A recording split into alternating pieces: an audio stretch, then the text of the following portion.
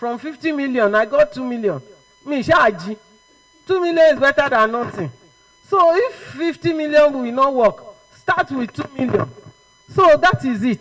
You will all get grants by the grace of God. But when you get the grant, how do you manage it? You see, getting a grant is one thing. Managing it is another thing. In Nigeria, we are just trying to set up the Research Management Office. Our resource speaker is the director of the research office in FUTA. UNILAG has, UI has, Lautech, I think, is trying to set it up. Not too many institutions in Nigeria have. But in the developed world, it's a well-established office. You that wrote the proposal is just a tiny aspect of research management. Following it up is other people's business. But because we don't have the requisite staff, it is the same researcher that wrote the proposal that is doing the pursuing. That shouldn't be it. But if you know what you have to pursue, it makes life easy. So, on that note, I would like to invite Professor Ozeni to read the short profile of our resource person, Professor Ganiu Obo. I would like to welcome everyone on behalf of our Executive Director, Professor Adeshino, who is currently on a university assignment outside the country. Professor Ozeni, please. And I want to thank you for coming on time. All professors, participants, all stakeholders. We are jump-starting this series now, and we're going to start with the citation of the guest speaker. And I'm going to give you the synopsis first, because we share the same background and the same heritage from Edo North. Okay?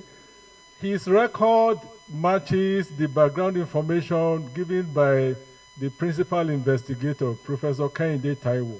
It's all about secure biochemistry. And subsequently, he proceeded to the Universidade Federal de Santa Maria in Brazil for his postdoctoral training in biochemical toxicology in 2005. He had his second postdoctoral training at the Food Biochemistry and Toxicology at the Technics Universität Dresden in Germany in 2007 to 2008, and then joined the services of the Department of Biochemistry, FUTA, as a graduate assistant much earlier than that in 1997, from where he rose to the position of a professor in 2012. He served as the Sub-Dean, School of Postgraduate Studies, 2010 to 2011, Acting Dean, all the administrative positions there in FUTA and in FOIE.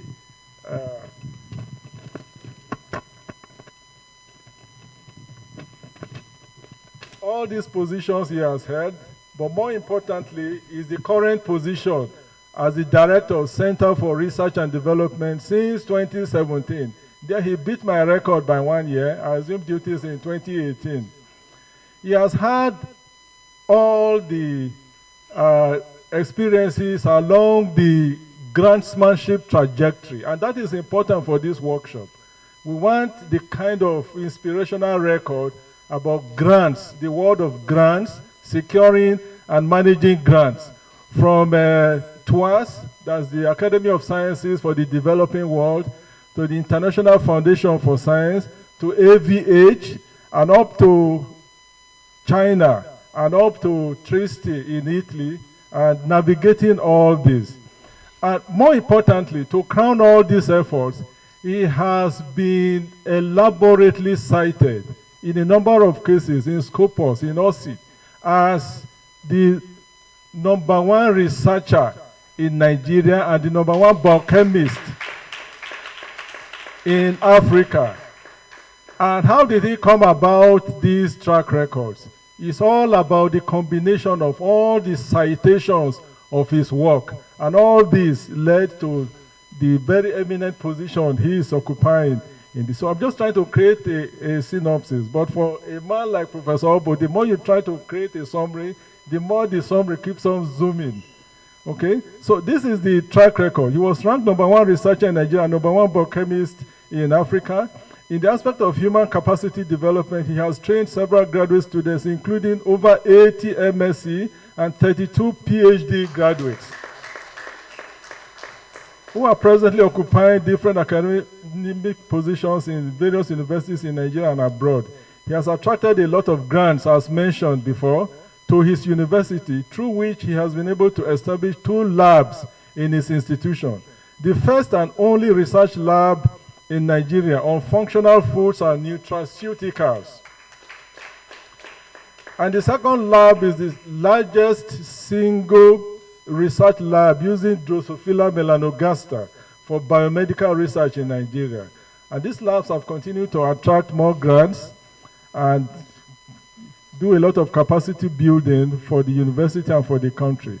He is an active member of some professional and academic bodies such as the Nigerian Society of Biochemistry and Molecular Biology, Biotechnology Society of Nigeria, Nigerian Society for Experimental Biology, New York Academy of Sciences, World Academy of Young Scientists, Accelerator for Sustainable Development of Africa, etc., etc., etc. This is the track record. This is the track record of our guest speaker today. So he came fully loaded about the artistry of winning grants and managing the grants for institutional development. I have the singular honor to invite, with the permission of the PI, to the podium a very eminent Edo man in terms of, no, I'm not. In terms of tenacity and all what it takes to be a true academic. You are most welcome. Thank you. Please, let's welcome Professor Obo. What I wanted him to say, he has over 300 publications. Now, please, can we invite our participants to move this way? The cable for this microphone is limited. So the screen, the speaker can go beyond, even you have to come here. So that you can see the screen properly. Please. If you can see, no problem. Look at the number of seats on this side. I have not said seats next to each other. There are still many seats here if you want to maintain social distance. But don't say that you cannot see. We are not going to turn the screen. I hope it is clear. Thank you.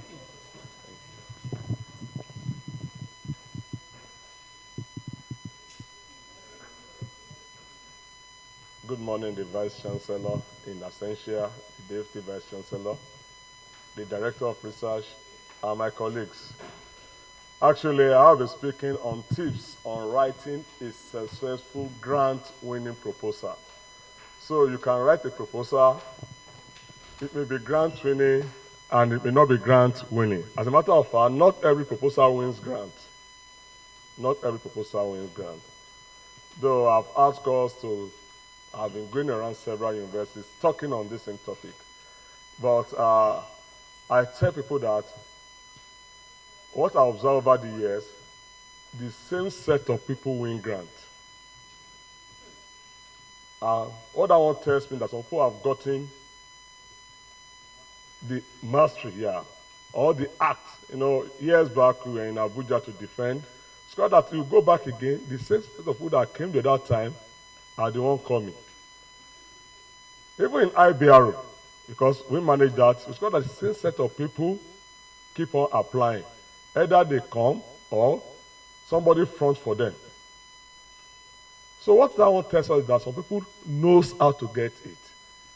And this is not totally classroom work. There's classroom, you read, you pass, you do this. But when it comes to winning grants, there are some antics. It's more of a game. And those people that understand the game, they will continue to win. So, my first slide, please. We are talking of research proposal, and the most popular one, grant, is research grant. Though we have diverse grants, tribal grants, conference organizing grants, all those capacity building grants, but the one I will emphasize today, because of my colleagues, is on research grant. And I try to define research.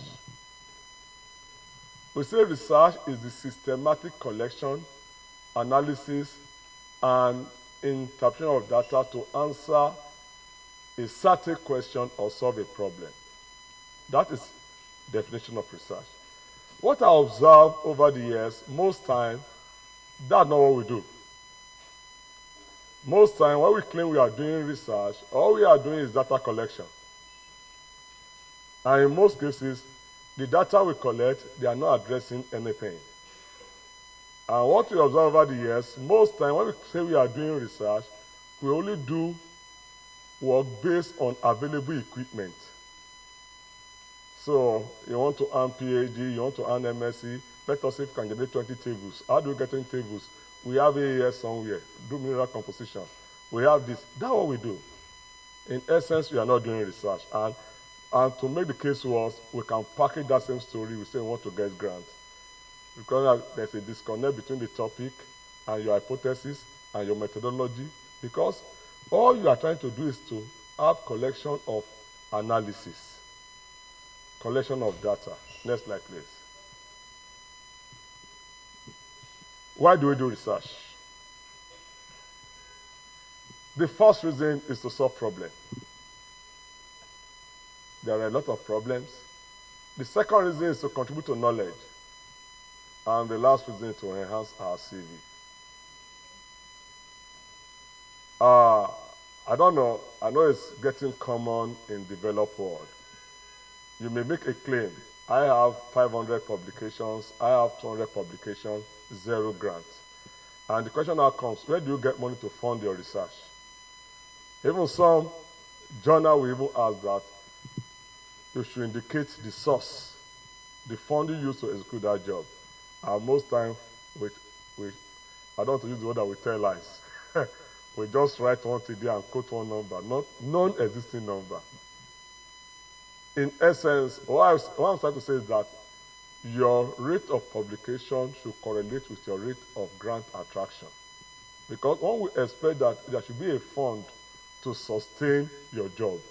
In fact, to sustain your job in a place like US, you should need to attract funds. Because one thing that sustain your job. Next slide, please. Now, when I talk of research, which is the one we are promoting, and though a promotion criteria in some universities are causing problems. Now, like NRF we really want to give to multidisciplinary research.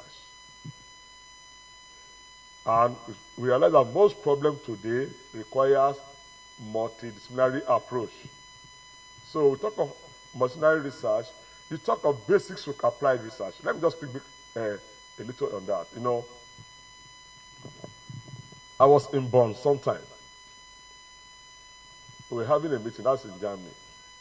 They said something, and since that time I've been thinking of that thing, that you from developing world, that you have enough problem to solve, that you have less business with basic research. When there are obvious problems you can solve. And I agree with them. Even internationally, most international grants are on applied research, not on basic. Like my host in Italy will tell me that people will really give you money to do basic research. There are people that what you normally do is to use apply to get fund. And now from that fund you will now address basic research. Then you can talk of quantitative versus qualitative research. Next slide, please. Now, key element to successful grant winning. There are two major things. And my talk will focus on those two major things. The first thing, for you to win a grant, there should be an innovative research problem. Take for instance, NRF. They will talk of statement of problem. Abi? There's another thing. I'm talking on the concept notes writing.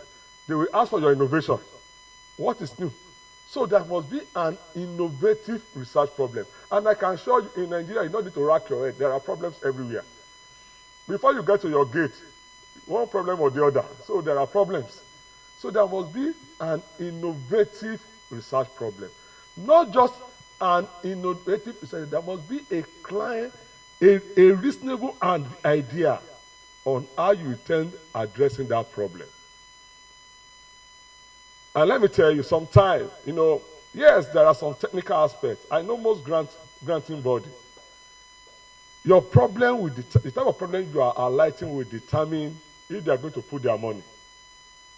At least, I had won some grant that they have assured me of the winning, but just go and rewrite.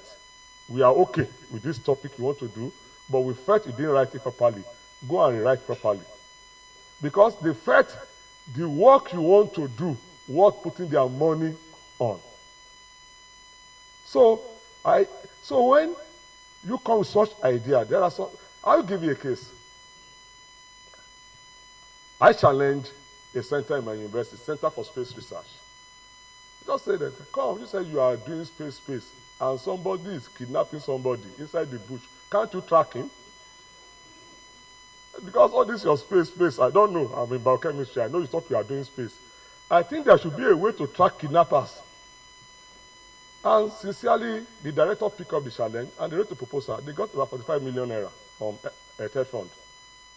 Coming with drone. That with drone, they can track people. So when they came for monitoring, TED fund was considering increasing the fund. Now, two state governments, Ondo and Ekiti, said they are interested in the research. Such work, you don't need to start convincing. The problem is clear. Everybody is scared of being kidnapped. You are here now. Before you came, some of you read Psalm 21 before you came here this morning. And you are not sure. Kidnapping is obvious. If you are not coming that, I have a brilliant idea on how to address kidnapping issue, people will put their money there. If you do even write it well, they'll say, go and rewrite this thing, but we are interested in this research. So, innovative problem and innovative approach on how to solve it. And the other issue, your budget. Those two key element matters in winning grant. Okay, what are you bringing in? A work that doesn't worth more than 10 million, you say you need 100 million. They say you are not serious. So, in this talk, I'm going to focus more on those two things. The next slide. Now, I know in NRF, for you to get their grant, you must address one of the SDG, Sustainable Development Goal. You must address one of them. They can't give you their money if you are not addressing one of those goals. And I said, even today, either NRF, Rockefeller Foundation, Bill Gates Foundation, IDRC, one way or the other, because I visit IDRC website often, discover that the type of grant they give out address some of the problems in this millennium. Let me tell you one, food insecurity. That one is an obvious thing. If I tell you my own story, because I need fund. I did pure classical biochemistry. At a point, PhD, I have to move to food biochemistry. Why? I know the problem of hunger is loud in Africa. Many bodies want to put their money. If I knew, when I even won my ABH, almost all the Nigerians they gave ABH to them, they were doing agricultural related research. So they knew there's problem of food, problem of hunger. So when you are addressing such things, it's a problem. So if you are not coming with innovative idea on how to address it, somebody wants to put his fund. Then there's issue of insecurity. I've spoken much on kidnapping, all those stuff. Insecurity is everywhere, especially in Nigeria. It's loud. It amazes me. I was in the university to give a talk. The fellow just started fighting everybody that he applied for NRF twice. They didn't give him NRF. Okay, what did you put up? He said his proposal is on how to use zebra fish for training people. I said, that's not a Nigerian problem. We are having insecurity. Hunger is there. We told that we don't have sufficient to teach students. You are coming with a proposal that why Teleform will give you money on how to use zebra fish to teach. Go and use the one we have already to teach people. Nobody will put their money on that. I said that keep on writing it, Teleform will not give you money. Because there are more serious problems on ground than you using zebra fish to teach your students. So the point I'm making here is that issue of poverty, natural resources degradation, how can we use them? There are obvious problems. So when you are writing a proposal, make sure you are addressing those problems. Next slide, please. Grant. Why do we need grant? And what is a grant? I think we need to know what grant is. Here is a fund. It could be a resources given to you, but grant is different from loan. Loan, you return it. Grant, you don't return it, but you must account for it. And that's the area we have problem. And that's where research management really come on board. Many of our universities, they have been sanctioned by TED Fund because they collect IBRU, no report. Many of those, even including my own university, they are under sanction. People collect money, they cannot account for the money. So, yes, nobody will ask to return the money, but they will tell you, you collected this money, you should need to show us what you use the money for. Next slide, please. Next slide. Next one, please. Now, why do you need grants? The first reason is for your professional development. Yes, you want to advance your career. You want to do some research. Take, for instance, in my lab for so long, I've been willing to do molecular biology research, but I don't have the facility. And most times, I don't so much cherish this idea of sending samples to somebody to send data to you. At least, I would like to mention that 90% of the data that comes out in the thesis comes out from my lab. So, that's the reason why I look for grants. That's just the reason. So I know some years, I said, no, I must set up a molecular biology lab. So I was trying every organization, applying to every public organization. If at the point, I think I got, as of today now, I have 3 PCRs, one of them retired, nano drop, because so that's a full molecular biology lab. So with that now, comfortably, I can build in molecular biology work in my students' work. So to advance yourself professionally, you need grants. Then, obviously, the issue of fund. That one is a serious one. So, you know, many of our universities, they don't have a functioning colorimeter. I'm not talking of UV visible spec. Colorimeter. You don't have functioning one. Some, you have to hit the head of the colorimeter before it reads. So, there's that problem. You know, many of our equipment are down. Are you okay? That, now you talk of ranking. That is, though I'm going to give that talk somewhere in another university, the challenge of doing, in fact, the topic is challenge of doing research in the developing world and the burden of ranking. There's a burden of ranking now, and there's a challenge of doing research. So that's the talk for another university anyway. So there's this ranking issue, environmental challenge, and your CV. Because sometimes, take for instance, you want to come out, you say you want to become a VC. Let me start from there. You don't have record of fund attraction. How do you motivate others to bring fund? So that one is enough to disqualify you. You need to enhance, you need to prove that you can bring in money. You can. So now, let's talk, how do you now select your research topic? I came with an idea earlier. There are 2 major things, innovative research idea.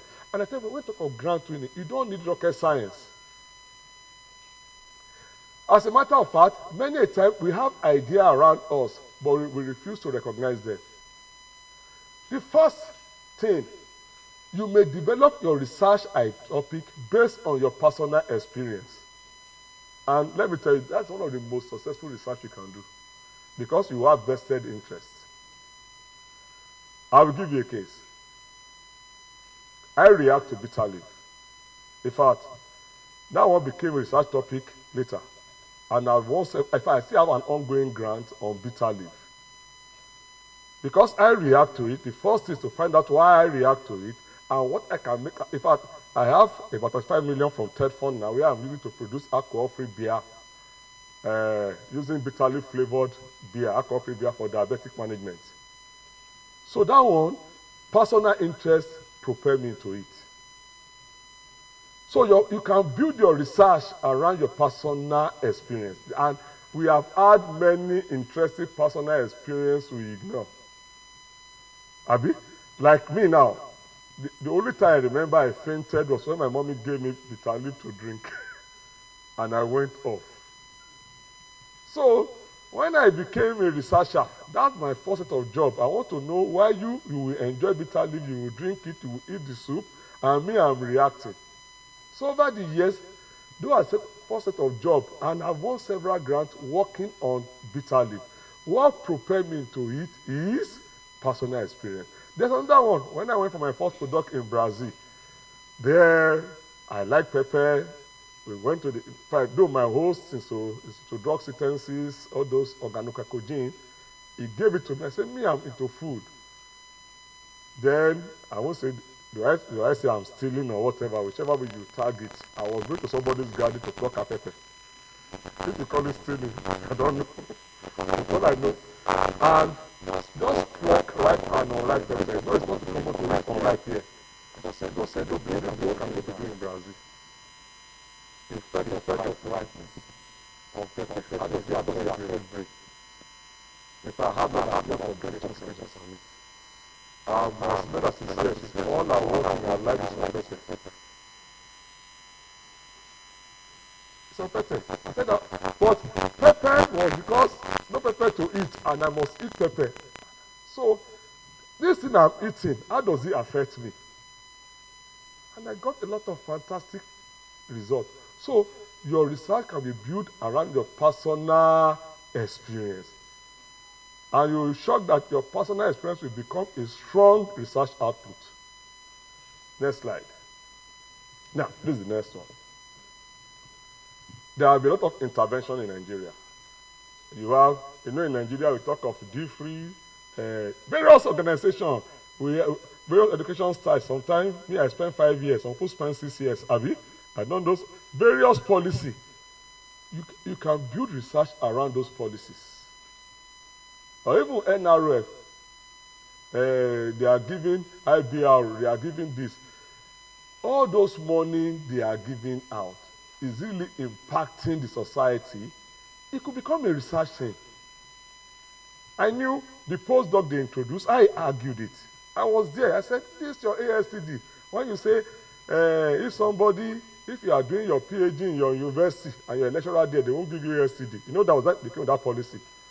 And I told them, I know I was there, that I know a place like Ife, a place like Ibadan. I gave all the senior university that then they will not utilize their ASTD because most of their staff, they will compel them to do their PhD in their university. Truly, they went to their record. I think as at then, if Ibadan has almost 800 million on access. And I said, then I said, put up a paper. And I said of this, let's give this to a postdoc. Before they now came out with this postdoc policy. So there are things you can do. So your research, in fact, without doing serious research, but I know it will likely happen that somebody in Ibadan go and do your PhD in Futa and your staff there is almost forbidden. And your policy will not allow. They not allow that truly those people have a lot of money on access. That's why they have to bring in postdoc. So there are a lot of interventions. Most of our colleagues in social sciences, you have a lot of policies, a lot of intervention. Like there's even one now, Yahoo all over the place. I don't know if they are terrorizing you in your university. I know May 10 they almost killed me in Futa anyway. They ran into my car. Now, why the sudden change? Student will call education scam. That is a waste of time going to school. Why the sudden change? He was looking into. Now, gender imbalance. Male are endangered now, no more female. No, you can. If I will give you simple assignment, go to any banking hall, you will see more women than men. I don't know. Even in my department now, when I finish, we have about 80% men. Now in biochemistry department, Futa, you have about 80% women. and a man must marry that woman. Food for thought. So there are a lot of things that are happening. They were looking into. Next slide. Curiosity. There was this publication in the newspaper. where they said this catfish pepper soup can cause cancer. In fact, I know one of my guys called me that, oh, but there is this thing, no. Please, let us look into the professor is in fisheries, that there is this thing in the newspaper. We have to reply them.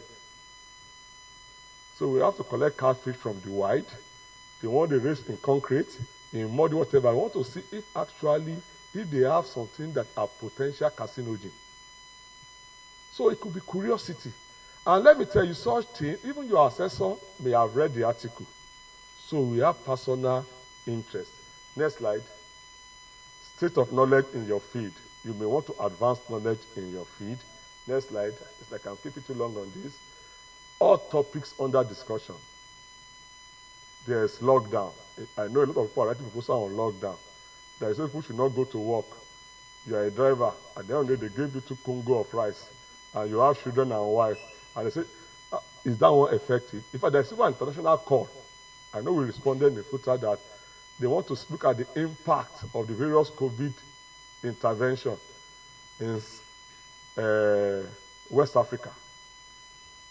That they really want to know the impact. So there was a call for grant on it. So there are a lot of, look at this, education policy. Is the style, what we are doing now, is it addressing the needs of Nigeria? There's issue of lockdown. Work from home. There are a lot of all topics outside there.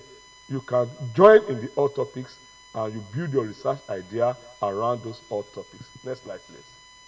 Yes, there are obvious problems.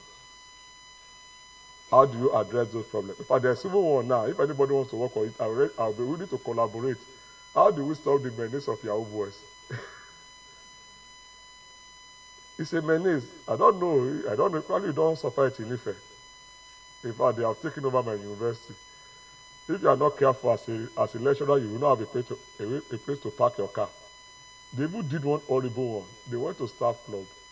They snapped the plate of the lecturer's food. And they snapped that thing, they posted it online. See what your lecturer is eating. So, it's a serious thing. So, and if any researcher want to address it, I'm willing to collaborate. Because before you know it, somebody came to my office and said, yeah, I said, come. I say, I say, when they park very close to my office, they will park their car. They will switch off the AC. So if it's 2 hours after class, because the car must remain cold, they will not call me. Yes. Around them, they can even buy your car. Then personal values. Your research can be there. Integrity. You can build your research around integrity. Courage. Confidence. Now, why is it that students, in fact, we organized a talk like this in Futa. Students came and said, sir, yes, I'm happy I came here. But sincerely, the popular thinking among us now that schooling is a scam. Creativity. You can build a research around it. Next one. There are gaps. Next one. Now. Criteria for good research question.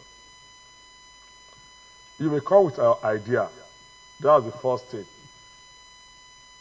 How can your idea arrest your assessor? The first criteria I put there is feasible. Feasibility of your job. In fact, it's a serious problem we are battling with now. That's why I know in my university I'm battling with that. We have close to 50 IBR without reports. In fact, Telefon, they have sanctioned us already. That's what I'm working around the clock. We came to realize most of them, what they wrote was a bogus idea they cannot execute. And yet you have collected the money. It must be delivered. How feasible is the job? So we have to now redesign our scoring criteria in IBR. Feasibility carries the highest score. It's not just writing big idea. Do you have what it takes to execute that job? Some will put it impressive thing. I will use this equipment, The equipment, they are not there. They will not give you the money. I thought our NMR I thought it was working, but now that is no more working. And I thought this one was working. But you have signed, and the report will be delivered. That was the first thing. I had two personal experiences. One with IFS. I wrote a proposal there years back. They replied that my proposal is too ambitious. Me, probably I didn't know the meaning of being too ambitious, though it was turned down. Yes, to say somebody is ambitious is positive comment, but to say the proposal is too ambitious, I wouldn't know what. So when I went to Germany again, my host used the same language. Your proposal is too ambitious. Then, and I said, yes, I must know the meaning of being too ambitious. He said, you Nigerians, the way you do your research is always funny. You will say you will do this, very bogus. That you don't do research that way. And I said, this is the meaning of being too ambitious. Later, I now know that when you are doing research, take a small topic, you do an in-depth study. Feasibility. I will just give you a recent experience when TEFON came to monitor our project, NRF. We learned some lessons. You know, when you're writing a proposal, you put your objective, you put your indicators, you write a lot of beautiful things. They now came. They now say, okay, indicator 1, how far have you gone? We now realize some of the indicators we wrote, we could not achieve them. Feasibility. Your project should be feasible. Another thing, that topic must be interesting. What you are doing should be interesting. You know, sometimes, some topic, some project, they are not communicating. What I will call academic research. Just do it for thesis purpose. We are doing some work with NCDMB. That's one thing. They gave topic. I said the topic you gave to us is for thesis. If you really want to have impact, we will do this for you. That is so your topic should interest people. And that's what I was because I've been monitoring all those people that want NRF in my university. Me are looking at their topic, what they want to deliver is obvious. And they are addressing national issues. Then it should be novel. You should bring something new on board. Then ethical. And finally, it should be relevant. You know what? I was somewhere giving talk. I say, yes, I'm into atomic physics, I'm into this, because I want to win NRF grant. So you know, say how to develop atomic bomb from Nigerian raw materials. Then they will tell you that probably you are, DSS needs to arrest you. Probably you are the one supporting Boko Haram. No, that was it. We are thinking of how to correct something. Your own research interest, how to develop bomb. No, that was it. You know, just 2 weeks ago, I was giving a talk somewhere. Somebody said, those of us in physical sciences, we observe that most NRF grants, they don't give it to people in physics, in mathematics. I say NRF don't give department grants. They only give grants to solve Nigerian problems. Or do you see in the thematic area biochemistry, physics, chemistry, that they will tell you this is the problem we have. Use your physics to solve it. Use your chemistry to solve it. It's not that they are coming down with physics. That they don't give department. It's a professor in physics say, do you see physics there as a department? That they don't give physics grant. They don't give biochemistry. They only give problems. You don't want to solve problems. So use your background to solve that problem. So it should be relevant. Then I haven't done those things. We have gone beyond developing your idea. You now sit down. This my idea, is it really good? For months, you may be battling with your idea without writing anything. That's like people that they wait till when third form advertise before they write proposal. No. You will hardly write a good proposal within that 3 or 4 weeks. Most people that wins, they have been on it earlier. Is my idea really good? The next thing you want to ask yourself is that, do I have the competency? Yes, I have this idea. Do I have the competency to deliver on this idea?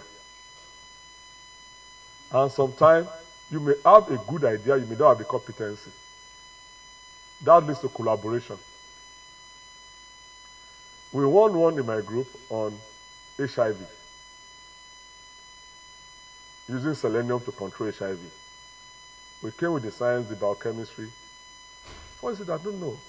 For you to win the grant, you need a virologist. He now gave me a virologist. We sent the proposal to him. The man looked through it. He said, no, this is your data they are stayed. There are recent data on HIV status in Nigeria. He now sent the article to us. To shock you, when we got to Abuja to defend, because the man is a respected virologist, somebody wanted to ask questions. He said, with this man on seat, this professor, I cannot ask any question because he's an authority in this field. So you have to find out, do I have the competency? Do I have what it takes to do this job? Then the next thing, this idea that I have, will somebody be willing to put his money?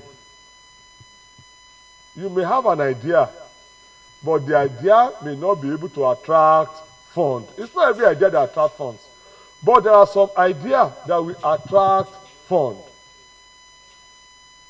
There are some ideas, okay. Yeah. Okay, no problem. Okay. So there are some ideas that, oh, this is a brilliant idea. Let me give you a case, like when we came up, before I round up this section, when we came up with our idea on beer. I got on it when I was in Germany. What really happened when I traveled to Germany, the last time I traveled to Germany, I went with all those local things, Adin, those local things that they used to run. So I want to identify the aroma compound.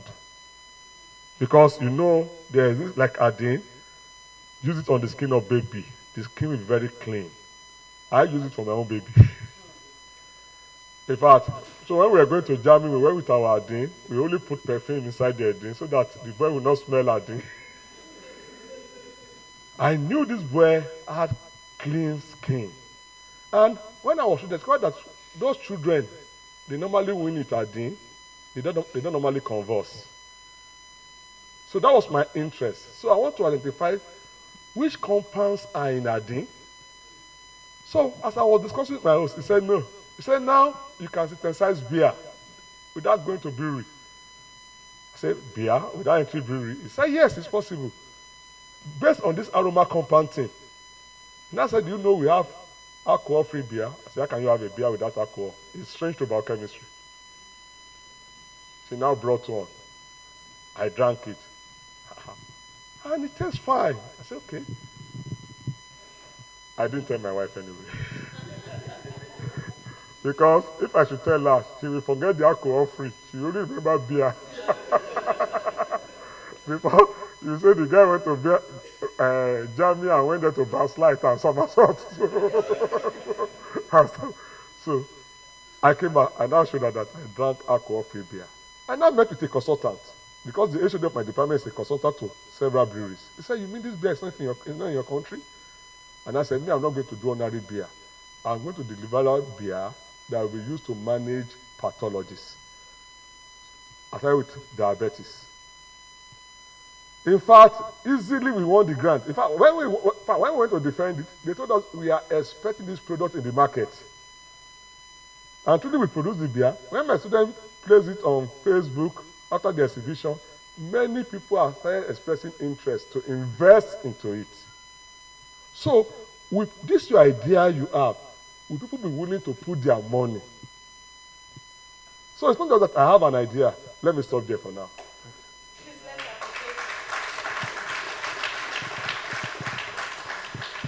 Thank you, Prof. I'm looking at the time. I don't know if he will finish in 2 hours because the way he's going, we are all enjoying it. Um, we have the DVC in our midst. She has graciously found time to join us. I harassed her through the night, sending chats, me, 3 a.m. As I close, she replied. So we want to welcome Emma, and please come and say a few words. Our microphone is limited, so you stay here. I said she copied my color of cloth. She's my big sister. So I want to welcome everybody to this program. I'm very sorry for coming late. We have the SANU national executive members around, and they came for courtesy visit. I was told that the courtesy visit would be for 9, so I was like between 9 and 10. We'll have done with courtesy visit, but they didn't come until past 9. So we just finished the receiving them. And when I told VC, he said I had to wait for the photograph. So really after the photograph, in fact, they've all gone to conference center for the opening ceremony of their meeting. I asked, please, I have to be here. So he excused me to come and welcome everybody and declare this workshop open. And I'm happy that it's been open even before my arrival. And you have been enjoying the presentation. I'm very sorry, sir, for cutting you short. So I want to commend the Central Office of Research for this good initiative. And I looked at it that for early career researchers, and it's good that we catch them young. As they're coming into the university, they know what is expected of them. And it's about grant winning. And that is the in thing now. Because, you know, in Nigeria, in Africa generally, we don't have much of grants. And, you know, grants, for us even to survive is a problem. Before we now join our students. But in developed countries, they have grants, and they even involve their PhD students. So that if you have grants, you can engage your PhD students, and you can be paying them. So some of our children that know that studying abroad, we don't really have to send money to them again because they have a little there. They are engaged as research assistants, £2,000 every month. You know, that's a lot of money. Their own students say they don't have. Even we, members of staff, we don't have that. So I think this is a good one that we can begin to think along this line, that those ones that are coming behind us, they will not pass through what we pass through. Because how many of us can boast of grants? Very few. But the younger ones that we are doing this, I know in times to come, we'll begin to see the results, the outcome of all these things that we are doing. Because please, the early researchers that I am charging you, don't joke with this seminar. It's not common anywhere. The OAU is doing it, is very good for us. And it's not for the university per se. So university is going to, gain benefit from it, but particularly for you. Because I saw something amongst the list of the presentation, something visibility for the researchers. First of all, it is you, before it comes to the university. Though you are affiliated to OAU, but you'll be the one that will be mentioning your name all around. Like this publication, they say the best cited author, so person's name, before they mention your institution. So please, it is for you as a researcher, it is for you as a person, before we tap into what you are achieving in life. And I could see some older people around. So is it for older people too? So I can join. Oh, maybe I can join too. So come and learn. I could see Professor Odibo Guje answer. I think you are supposed to be among the people welcoming. So I welcome everybody, and I wish us a beautiful and fruitful deliberation. And please don't let it end there. I'm happy that there's going to be exercises, assignments, and don't let it end at just committee. Please, let's explore more. Let's develop ourselves further. And if we have any, further clarification, I'm sure my sister and Professor Oseni, yes, Professor Adeshino. Okay, so the three of them, they are always ready to assist. So I know it's the joy of that unit, of that research unit, Central Office of Research, that we have many more grants coming into the university.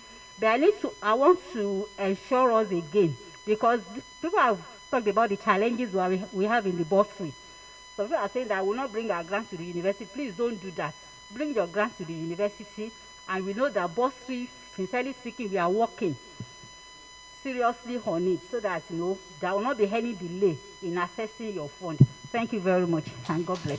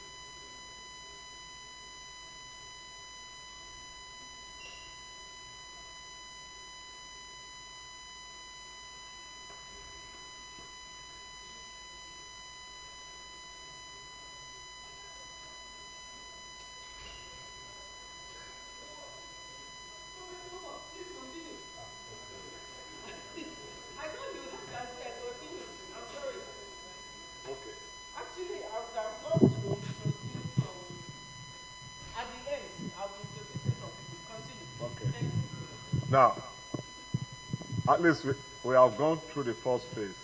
We are now out. Now you want to write a proposal. The first is your title. And sincerely, I tell people that I know in the last NRF, that's the area I work with a lot of people. They bring up and say, this title is not communicating. And I tell them something that come.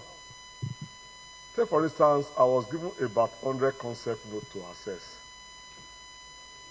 within a week.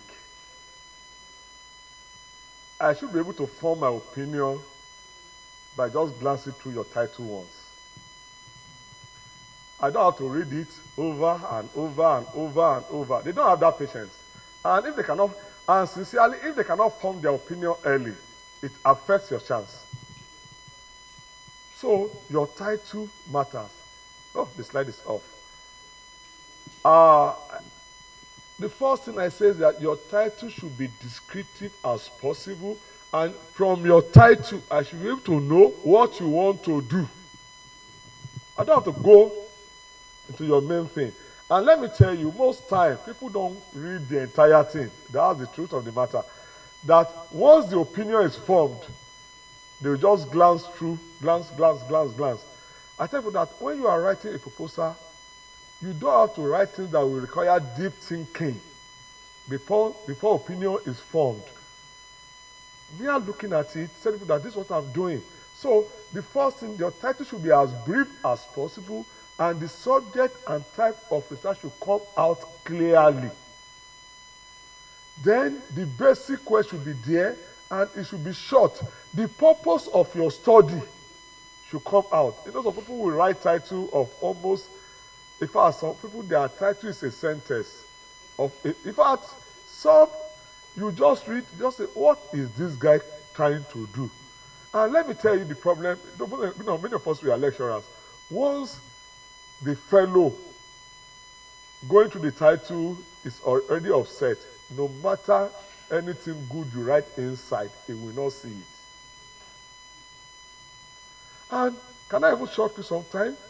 You will have a very beautiful title, but bad content. And they may not see the bad content. The good title is the one they are promoting. We are human. So, no more than 15 words. And another thing, because somebody asked that question, some people, they are too technical in their title. Like IFS, because I review for IFS, they will tell you that nothing says somebody in your field must review your proposal. So I encourage people that use plain language. There are some abbreviations is only known to you in chemistry. Somebody in history, you don't know the meaning of your abbreviation. Or somebody in engineering, you now put the abbreviation. And the fellow just look at the thing. And mind you, know, we lecturers, we professors, we have some arrogancy. We will not say, I don't know the meaning. Or should I say, I don't know the meaning? Or, because of you, I will start browsing. I want to know the meaning. I don't have that time. I have 100 people that are serious. If you are not serious, and I will not give you 0, so that they will not prove me. I will just put 1 there and move to the next thing. And mind you, nobody will ask why did I give you 1, because they asked me to assess and I form my opinion. So you have to be very careful. Make sure you use plain language. In fact, I tell people that you in science, by the time you write your title, somebody in history, if he speaks that your title, he should be able to make sense out of it. You know, the humanities to science, that they pick it and I say, yes, this thing sounds whatever.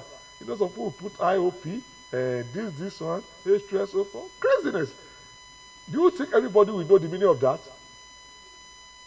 You know, somebody asked, he said, I wrote a proposal. They said that, I said, that even I have an idea of putting in the review panel, like NRF, that in cross-cutting, that I know people that are there, that number 1, there's no single biochemist there. There's no single fellow there. There's no fellow that, and biochemists will submit proposal. And they are going to assess it. And they will not say that they cannot assess it. That's why, especially in your title, make it as plain as possible. Professor, I know when we went to Dubai 2 years ago, you know that thing came up. People were saying that those people that assess us, they were not competent. They were not qualified. I said, those people don't understand grantmanship. It's a common story there. Nothing says an expert must review your proposal. Next slide. Now, I have some titles here. Those ones, they are 1 grant. Look at the first one. The production of immobilized industrial amylase from microfungi fermented cassava wastewater. That's the title. There's something that is clear there. If by default they give that proposal to a non-scientist,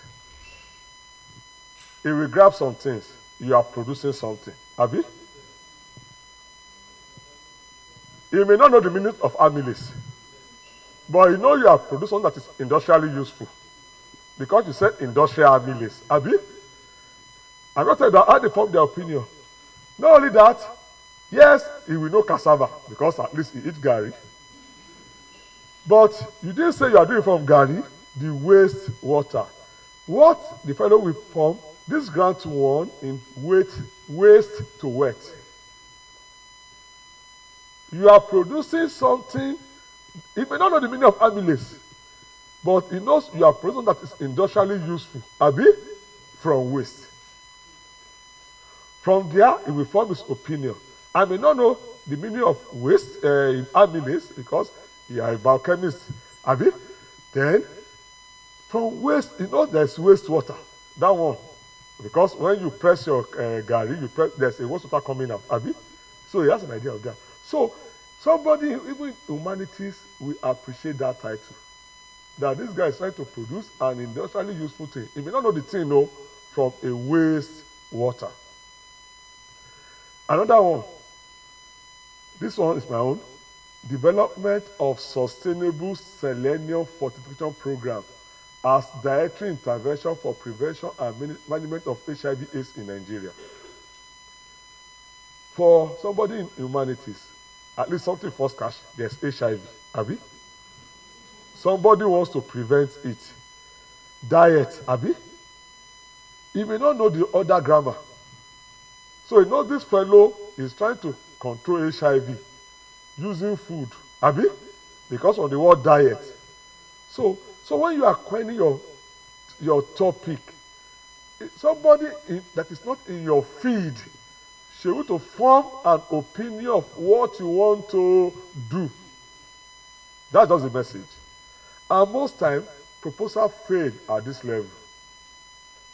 Because once the title I reviewed when I was trying to help people for NRF, they submitted to our center, we were helping them to go through. Say, this title is meaningless. I don't even know what you are talking about. Okay, go and rework it this way. So, the next slide. Executive summary. Most grant awarding bodies will tell you that's the last one you should write. Even NRF, if you are familiar with their template online, that's the last thing you do in the full proposal. We were in a meeting in NUC. In fact, they were just tongue-lashing professors that, can you imagine, they cannot write summary. And it's not that we cannot write summary. There are some ingredients of good summary. And I will tell you why.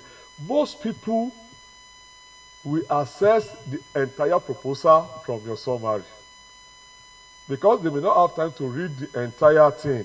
So all the information, and once those informations are missing, probably, I know in NRF, I think the executive summary is still about 300 words. In the full proposal, it has a number of words. You don't have the liberty of using words endlessly. It's about 300, that 300 or 500. You have your background.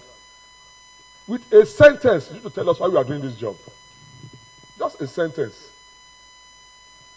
Your objective, methodology, and as within that 300 words, you should be able to describe what you are going to do and to capture the entire job. Your output, the duration of the job, and the cost. And let me tell you, if they are going to assess you, all those information are already here. Some will write no cost. Some will write no duration. Are you okay? Because they need to assess your cost. Are you going out of what you are asked? Like NRF is maximum of 50 million, a minimum of, in fact, if it's 2 million. In fact, people that even come proposal of 5 million and say you are not serious, go and repackage it for IBR. That don't you know how to spend money. That somebody said they want to give you 50 million. They say your proposal is 4 million. Then, if you don't know how to spend money, go and be working with IBR. When you know how to spend money, you come for NRF. But if I were you, I won't go for 50 million. I won't go for 2 million. There's something in between them, Abi. So, go back. So, this aspect, go back, this one. Please give that aspect good time. Don't be in a hurry to write it. As a matter of fact, your proposal will be assessed based on this. Because if I have all the information I have here, why don't you start going inside your thing? If by the time I read this thing, the information, they are so striking, well-written prose, beautifully articulated, that this is what I am doing, this I want to solve it, this is what I try to get, you just see me, I will close the entirety and I will score the sections. I will go. And once the fellow is excited at this level, your chance of winning is very high. But we will tell you that you should win your reviewer as much as possible to your side. So when you are writing, don't assume the reviewer knows. Try by all means to win him. Win him, and you can win your reviewer at executive summary. Next slide. Then, you are now writing your real background here, your story. Already you have said it. Then how do you write your background? Yes, we have written your background, we are not doing background writing. But there are some tips. Yes, the problem. You said malaria is Nigeria, but that's why what is statistics? They just covering. Tertiary, when the girls are dying of tertiary percentage. Your claim should be supported with recent data. Well articulated data. And not just using data, I do some things when I'm writing proposal, when I'm writing on diabetes. I know those doctors, they can be very stubborn. They don't like giving us the non-medics. Especially if you are delving to their area, they want to useless you that you don't know anything. I'm very sorry. Some of them are here, but I'm very sorry. So, I wrote one on diabetics. I said, what do I do to catch it? Because I know the only problem I may likely have, they are the medics. I must catch them. The first thing, I quoted from what they said. That I saw it in Punch newspaper. That after some of their communique, they said, diabetes is killing more Nigerians than HIV. This is why government should declare a state of emergency on it. According to so. And I put the newspaper there. They are the one that said it. That diabetes is killing more Nigerians than HIV. And that one is to arrest their attention. And let me tell you why. There was time I went in Abuja to defend a professor on diabetes. That guy said, the man probably doesn't know the meaning of diabetes. He said, that diabetes is no more an issue in Nigeria. I say, hey? Where we know that almost all family has diabetes candidate. And in fact, a few days earlier, a colleague died of it. He said, so we now came out, so you have to come up with statistics to prove your point. It's not that there's diabetes, there's HIV, there's this. Some people just write flowing comment they cannot substantiate. And make it real. Not just an assumption. The way you articulate it, don't use passive comment, active. And justifying why this thing worth looking into. I'll give you a case. Like when I went to defend the HIV proposal in Abuja, I'm not a medical doctor, so I know I'm going to face a tough audience. I said, yes, there have been a lot of intervention on HIV. Abstinence, antiretroviral drug. I said they are not holistic. That the best approach to control HIV is food. And I now argue that, a professor said that, then we told them that Africans are poor, that they cannot afford drug. Give them food, they will control HIV. That we felt the best approach to control HIV is that let us make it dietary. That if we have vegetable, you buy vegetable 100 naira and it controls your HIV. That why can't you work on food? Or you can buy drug. But in fact, after they said they are excited that we are waiting to see the product in the market. So make it active that everybody will see reason.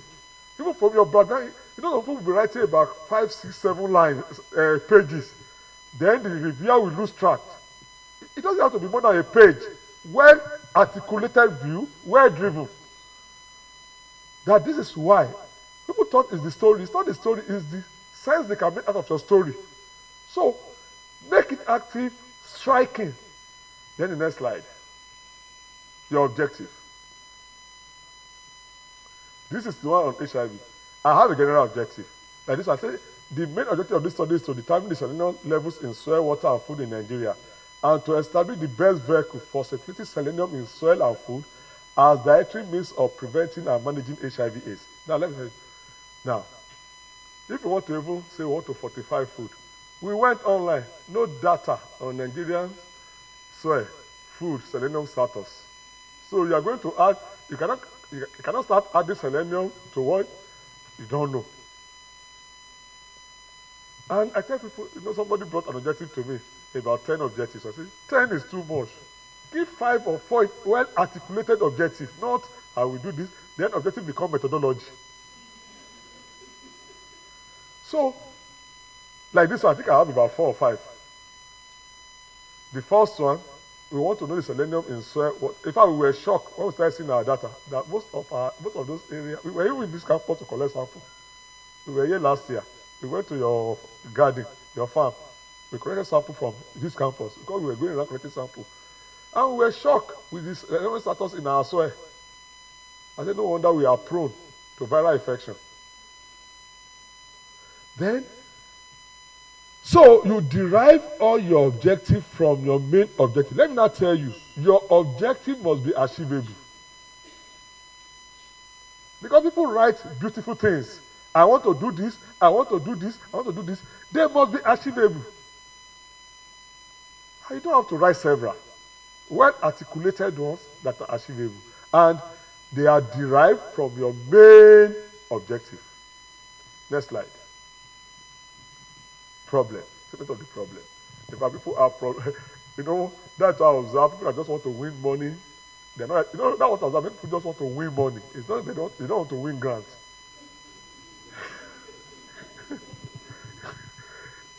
He said it's funny. No, people will come and say, why are you applying? Sir, I need to refurbish my car. I need to. People, many of our colleagues now, they are not winning grants. They want to win money. They're after the money. As you are going to the proposal, no problem to address. You now look at the thing, I just want, they said there's 50 million in Abuja, I want to share part of it. That is what they want to do. Which problem are you addressing? They cannot articulate any problem.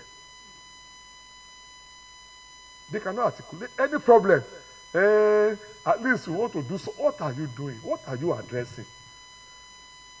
Statement of the problem. And it should be well articulated and it should be very obvious. I was talking with my colleagues in a general study. I said, come, there's one problem I observed. That do you know that we are doing wrong admission in Nigerian universities? He said, how? I said, some students fail JAMB because they don't know how to use computer. But they are brilliant. That somebody in my village probably don't even have light. How much more seeing computer?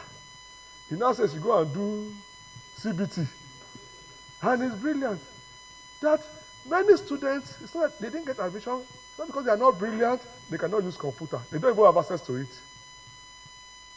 That, what are we doing about it? That don't you think we need to really sit down?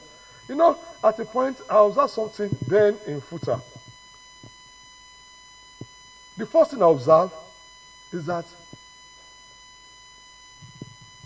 those students, they have high score, they come in. Abi? But they come in, they are not doing well. They are not fantastic.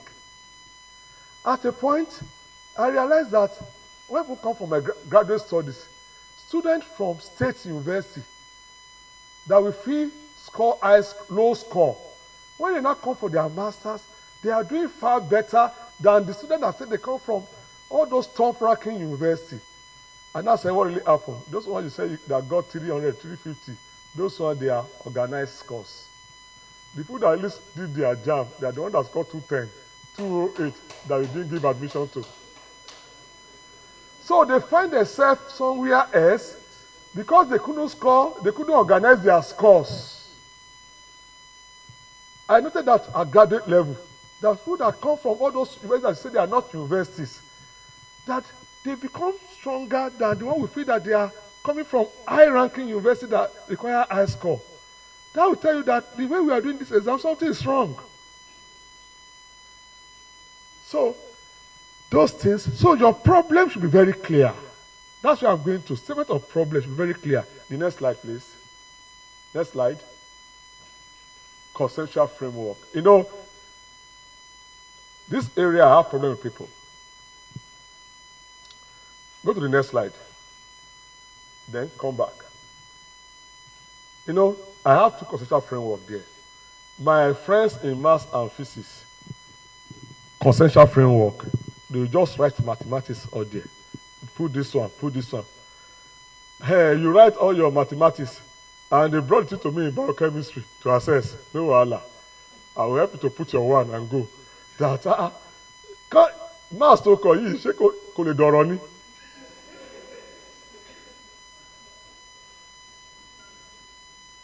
You know, here, this same thing, that's what I explained here. What I wrote in the next, go to the second slide. The second slide is this. If I give this slide to a biochemist, he will understand my message. He knows what I'm talking about. Are you okay? A non-biochemist may not make sense out of it. So, if I send this one for grant, somebody will just give me one. So, I had that problem. I said, go and make a prose out of those things. We know you know mathematics, you know how to write equation. write all those equations, make it into statement. You don't know who is going to assess your grant application. People have serious problem with this area. And some people, you will ask for conceptual framework, they'll be writing literature review. They are different. This job you are doing, in fact, when you go to Abuja to defend, because at least I've been there, I took people there, most questions comes from here. I'll give you a case. Like when we went with alcohol-free beer for diabetes, they said, how does it work? Then we came out that what we did in this project is that, number one, alcohol is not good for diabetic patients. Then number two, we try to replace hops with bitter leaf. And bitter leaf can do this, bitter leaf can do this, bitter leaf can do this. We now start listing the various pathways, how it can upregulate some things, how it will inhibit some enzyme, by so that it will bring down the blood glucose. That is the conceptual framework. When I went to defend that of HIV, how do you think selenium will control HIV? And I said, come, selenium, FT, epacel, HIV1 and glutathione peroxidase, they have similar gene. Selenium is a component. No, by the time I came out with all the scientific basis, like there's one, I belong to that group that won that also. We are trying to produce, I know Professor Soni will want to eat me because I'm delving to his feed. We are trying to, my wife's an animal scientist. So we try to produce balls with low cholesterol by playing around with the feed. So what we did, because we have worked on citrus peel a lot, and we know it has some flavonoid that can inhibit some enzymes, which are the key enzyme in cholesterol synthesis, which is HMG CoA reductase. So we now included some level of citrus peel in their feed. So when we went to defend, they said, where is the biochemist in the team? This is your feed, how will it work? You can just went to the pathway, that this is the pathway of cholesterol synthesis.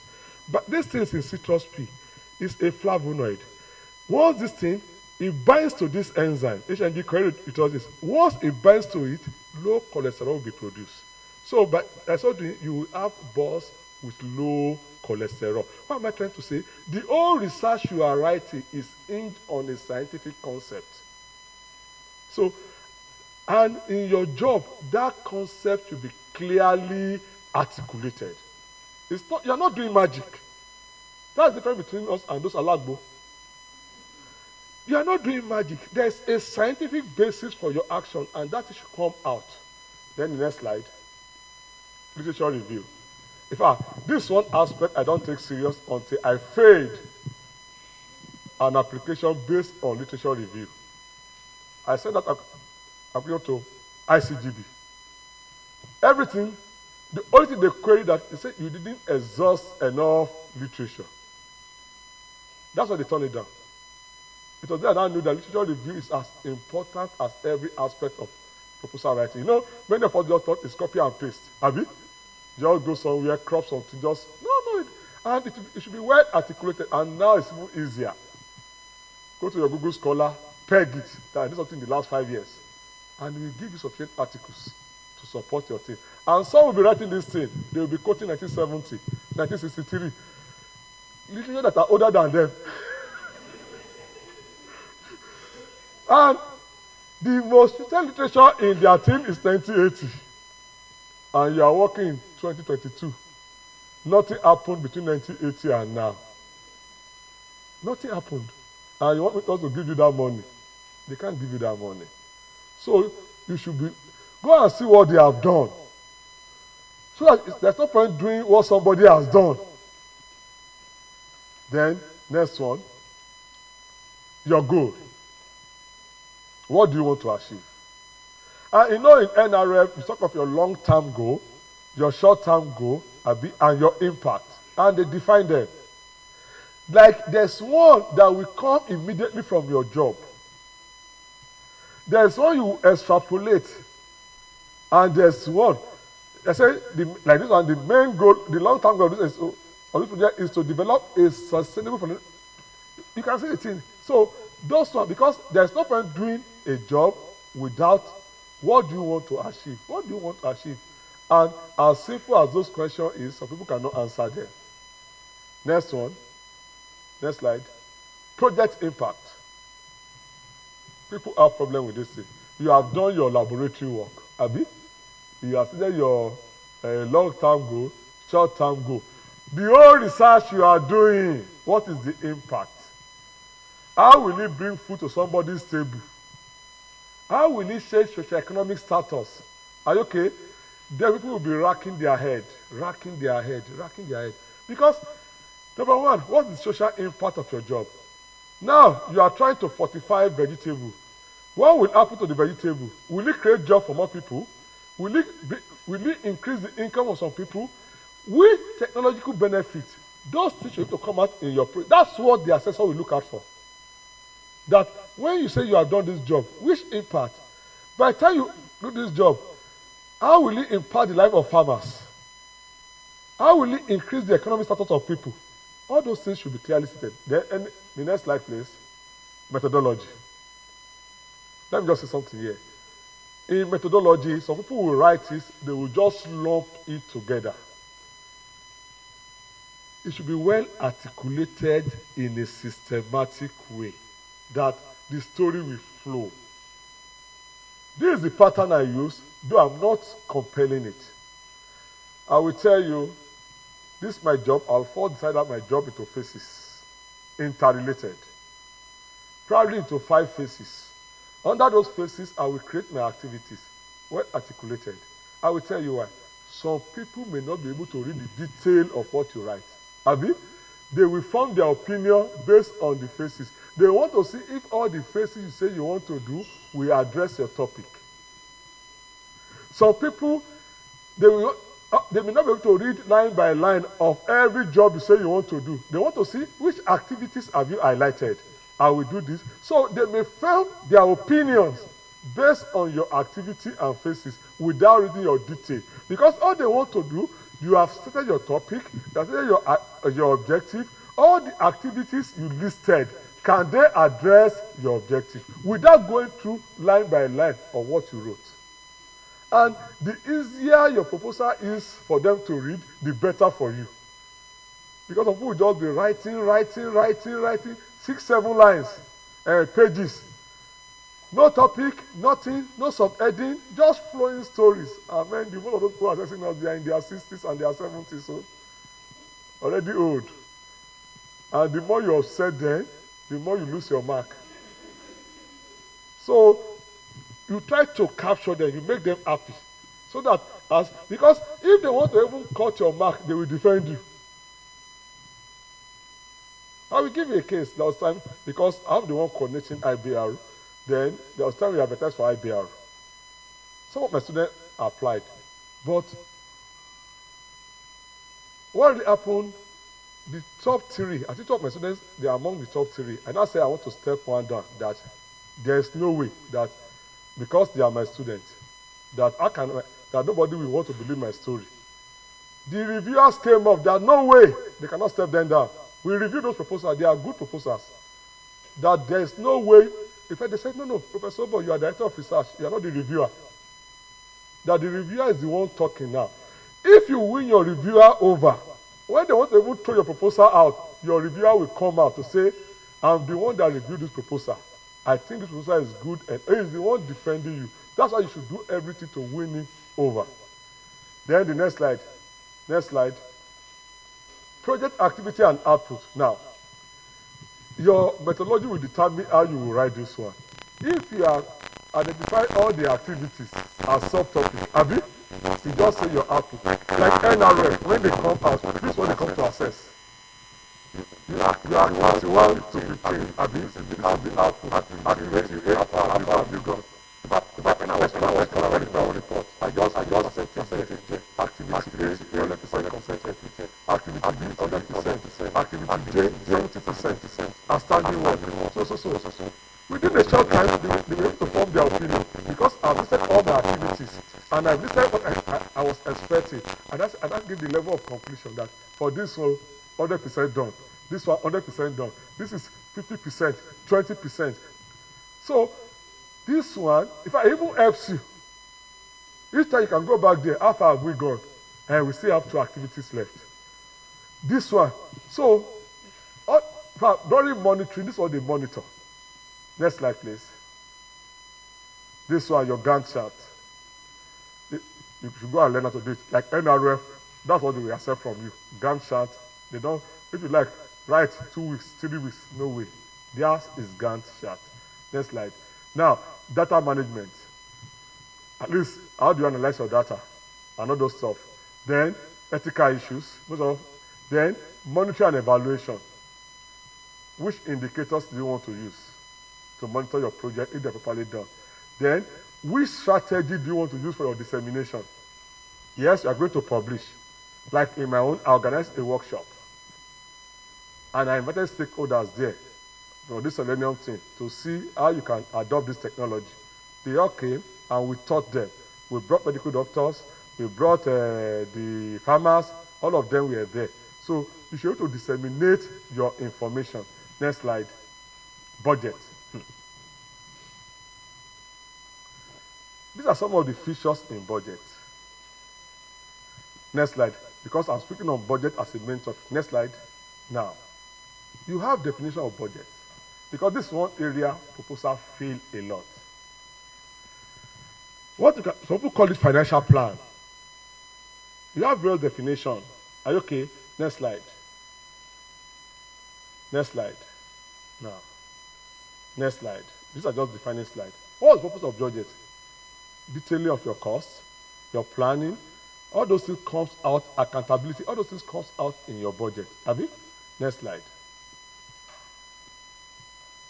For your proposal to be accepted, you may have a good science. Budget may fail the proposal. So, budgeting is as good as writing proposal. In fact, when we organize our training, whenever we are doing NRF proposal writing, full proposal, sincerely, I normally, those people that survive the concept note, I organize budget writing seminar for them, where we bring an expert to teach them on how to, because I know most scientists, they are very poor in budget writing. So, what we do now that they have gone with their concept, those people that survive it, we will now train them. We will train them on how to write the proposal. We will now bring an expert, train them on how to write their budget. Some people are not good in budget writing. Next slide. Yes, you have direct cost and indirect cost. You know that one almost cost Wahala 2 years ago. People don't know the difference. They were just lumping them together. Even TechFor even compounded the whole Wahala. They have to correct themselves later. Last one. So there's a cost directly linked to your work. Abi, there's this indirect cost. Most times you go to the university. So they should be different. Are you okay? Next slide. Then, common errors in budgeting. People deviate. You know, sometimes you write a proposal. In fact, it's common with us in science. You are not doing any molecular biology job, because you need PCR. You now write in your equipment, I want to buy PCR. I know a group, I work with them. I said, I told them, say, equipment is 25% of the grant. They said, no, we must buy an extruder. There is no way that we will put it there. Therefore, should understand. I said, the issue here is that, yes, you need an extruder. 25% of the whole grant cannot buy an extruder. There's no way you will put, they insisted and they failed. People deviate and people don't. Next slide. Then some may fail. Some budgets, some people may under. In fact, I know years back, we didn't get it. I even suffered that. We didn't get the thing. We had a proposal there. We said we need about 120 million. And when I got there, they said, I was still very young then, very young. In fact, my suit was bigger than me. When I got there, the first said, I came with some professors I was to defend. He said, are you the one defending? In fact, I've had my result from that point. I said I'm the one defending. What do you want to do with 120 million? I tried to defend, not knowing that they were just making jest of me. I failed. because they felt this work you brought is not more than 20 million. You said you are doing diabetes, you want to buy your glucometer, you want to buy the old glucometer. They just messing up there. So, and sometimes it happens. So, though your science is okay, we failed on budget grant. That was the next slide. No cost justification. And that only comes. Make sure that whatever thing say you are buying in your budget or you want to use, it tallies with your methodology. What are the equipment? They go through the whole methodology. You don't need that equipment. And you now say they must give you money to buy that equipment. Justification, you now be looking for. Because you should have to tie that for me to do this activity, this, I need this thing. Without this thing, there's no way to accomplish this. Next slide. One can miss out at all. In fact, we even suffered that last year where we submitted without uploading our budget justification. We have to call them in telephone that you open the portal for us. Thank God they opened it. We now have to reload. Next slide. Now, that was even happening now. You know, those people that won 2019 grant, they suffered that. And after they won the grant, dollar went up. It was a major battle in my university. They said there's nothing we can do. That when you are doing budget, you put plus or minus. Somebody give you quotation. HPSC, 20 million. A smart scientist, instead of 20 million, you put 22 million. That is not stealing. Because you want to put, should decrease anything. That was what we were told later, that it's our own problem. That already, where will you get additional money? That normally when you are putting budget, you put plus or minus. When you are budgeting. Yes, sir.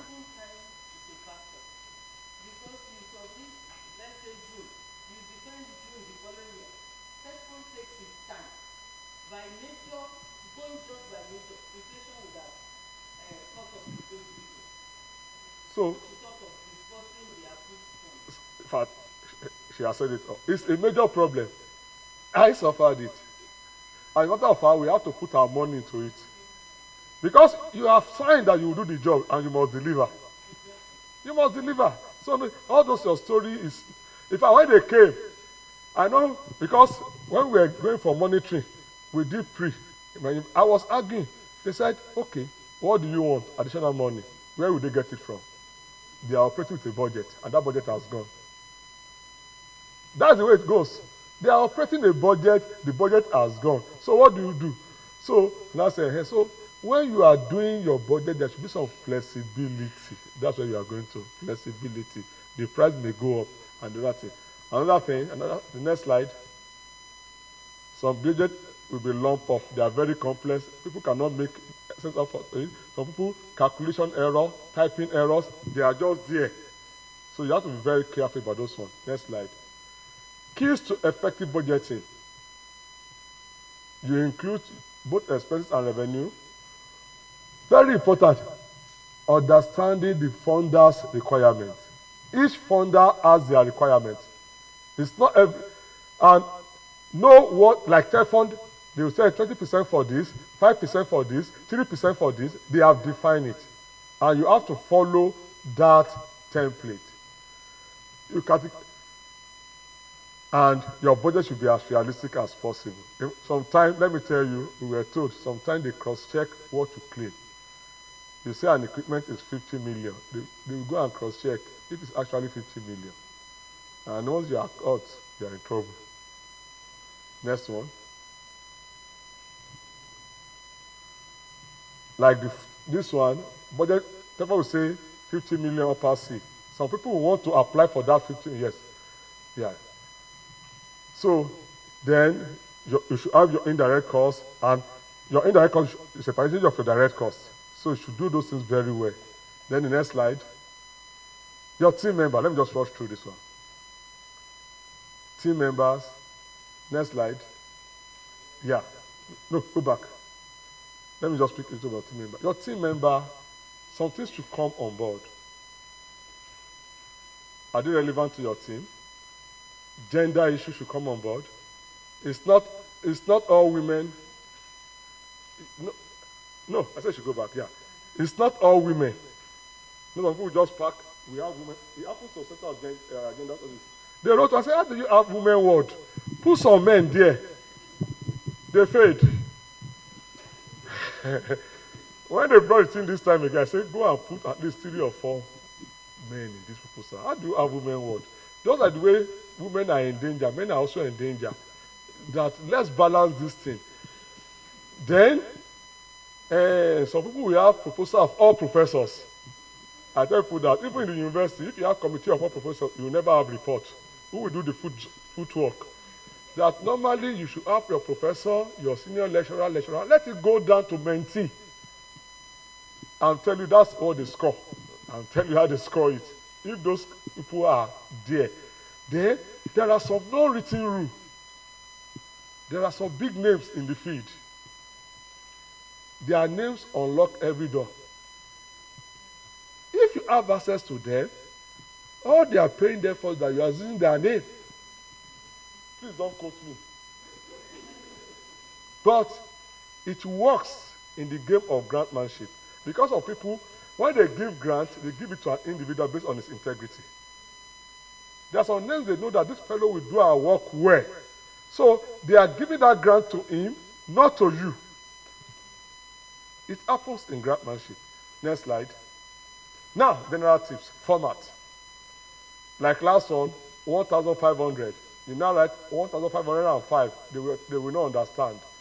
A word above it, disqualified.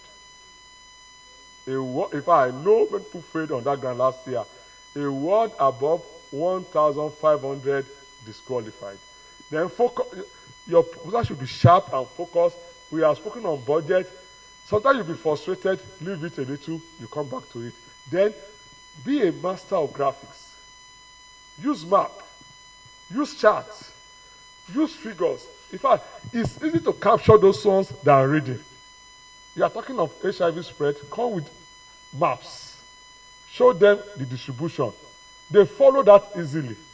Then, submission deadlines. Some people will wait to the deadline. Let me tell you, like NRF, I know that server crashed twice. On 26th, it crashed. I had to call them. Reinstated. On 7th, it crashed. That morning. They have to bring it back in the afternoon. So if you are waiting for deadline, you may never submit. You may never submit. Then the thing should be short and simple, and it should be user-friendly. Next slide, please. Now what happens? You have submitted the thing.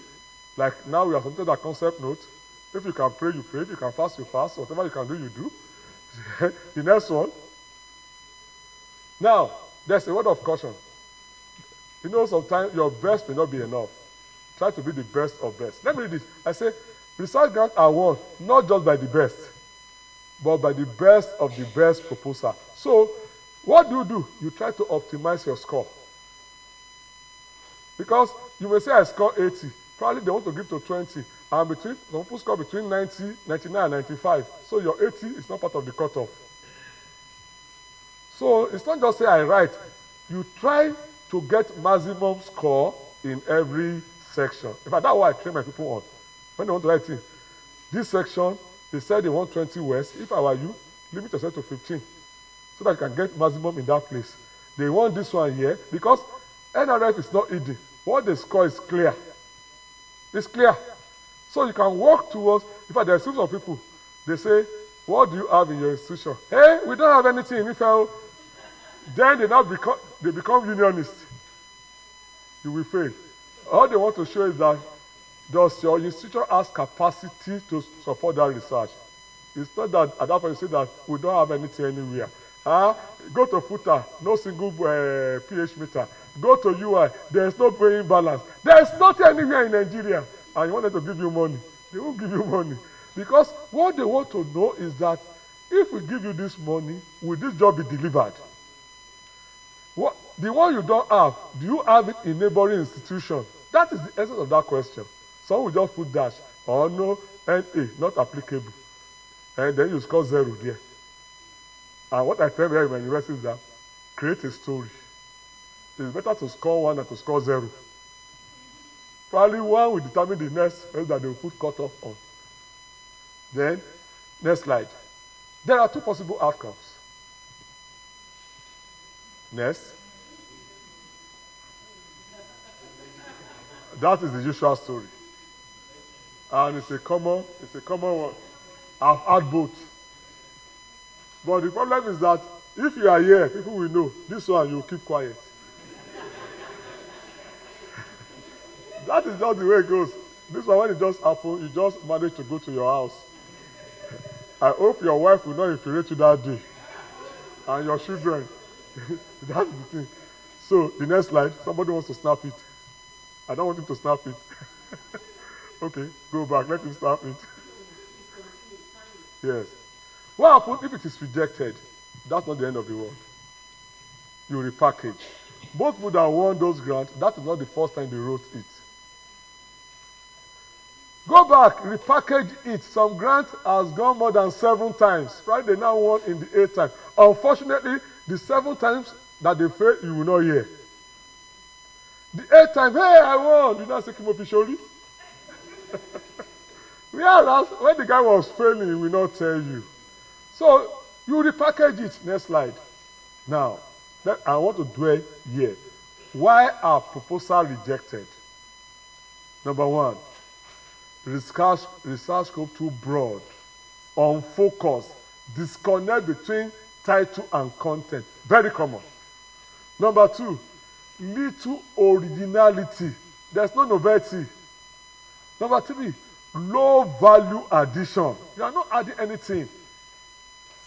Number 4, poorly written executive summary. You know, I emphasize that one.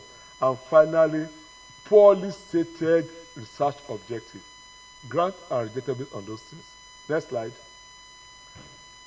Then, next one, unsatisfactory and inadequate methodology to address there's a goal.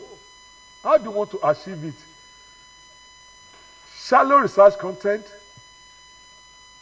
Yeah, probably most of the team, probably your research proposal is addressing IFE issue, not national issue, and you want Nigeria to address your IFE problem. Your research should have national look. Then outrageous budgeting. Next slide.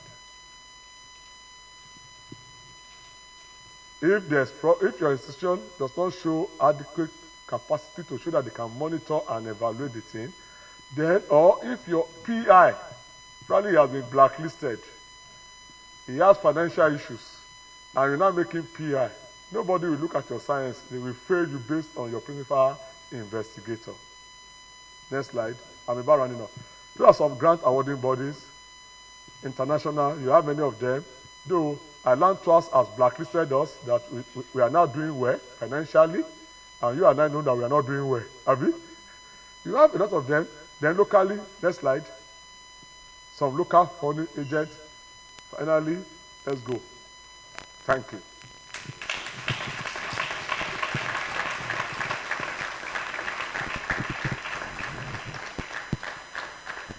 Thank you very much. Please sit down. Professor Alban had the exam in 2 hours. He did not need for questions and answers with all the research to engage our participants for 2 hours. So the choice is ours. Do we have questions? So you give us extra time. Professor Lumakaye will handle question and answers. We'll try to keep it not more than 12:30 max. We want to keep to time. So please articulate your questions properly. You know our prof will give us examples, so let's give him extra time to answer the questions. We'll take all the questions now, maybe 4 or 5, and then he'll answer. Thank you. After that, we have some announcements. Please wait till the end. We have some important announcements. Prof, thank you very much for that eye-opening session. We really enjoyed ourselves thoroughly. And now to the question and answer time, interaction, comments, queries. Can we please signify so that we give us numbers? 1, 2, 3, 4. Who else? We don't want a situation where question will bring question later. If you already have a question, raise up your hands. 5. I think that's okay. Okay, maybe we do it this way. We take all the questions, then you would respond at once. We have 20 minutes to do this session. Question 1, please.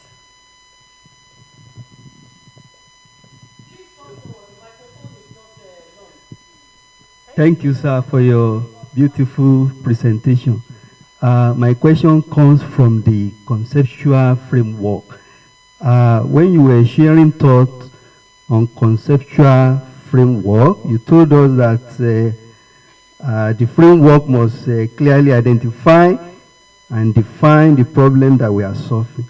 Now my question, and it should be written in clear terms. My question is, now in a situation whereby your proposal falls in the hand of an expert in the field, will that not work against you? Is that not a disadvantage? Will you not say that the conceptual framework is not deep enough? So that's my question. Thank you so much. Thank you very much. Question 2? Yeah. Yes. Please, can you please step forward? Those of you that have questions there, let's occupy the front row. Thank you so much. Thank you so much, Prof, for that session. I just have 3 questions. I think the first one can be addressed by the organizers, which is, can we get a sample well-written proposal for law and humanities? Because I find many of the discourses on grants usually feature sciences, medicine. I don't know if anything is happening in that side. Again, do you not find, sir, that many of the headings that you talked about are similar? For example, how can you differentiate between, for example, goals and objectives? And sometimes you lack ideas on how to be creative in forming words to also explain that, okay, this is my objective, but somehow they are also asking for goals and asking for what you expect to achieve, output, impact. Many of these things are synonymous and it can be quite confusing. And then obviously the last one is, are we going to get the presentation? Because okay, thank you. Yeah. Thank you.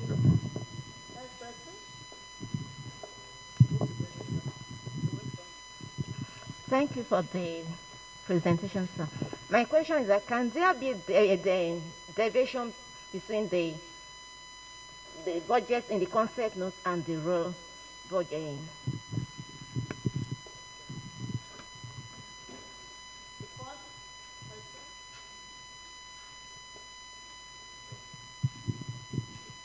Okay, Prof. My name is Kennedy Nsan from International Relations. I was trying the whole time to adapt whatever you were saying to the social sciences or the international relations where I come from. So my challenge is basically, this is not a question, it's just an observation. I'm thinking, because from the examples that you're giving and all of the talks you're making were basically from a science perspective, from a science background. How do we, because I was trying to see how I can adapt all of this to what I'm doing and all of that. How do we, is there some kind of another facilitator who would now, be able to speak to us who are in the social sciences and then, to see how we can apply all of this, in our own area of, in our own subject area. Thank you. Then number 5. And that's the last question. Prof, I appreciate your ABC method of, I appreciate your ABC method of teaching. Because I have been attending grants for some years, but this one is unique. And this, yes. The second one is that I want to, somebody has asked, can we get I was writing, but I discovered that I could not meet up with you. No, number 3 rather, can we get a sample of a proposal that has attracted grant before from you? Thank you. No, science. Anyway. Sorry, you should have introduced yourself before asking the question so that we have the record of the people. I think that's very important for our record. And the department. Okay, my name is Dr. Ayodele Daniel from Material Science and Engineering, Obafemi Awolowo University. You don't have to step to the mic. Can you tell us your name, those who have asked questions?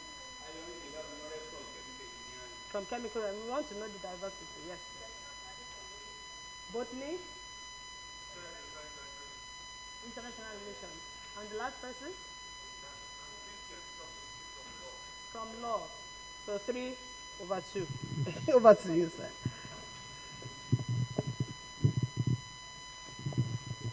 Thank you, Prof. Thank you very much. Actually, the question from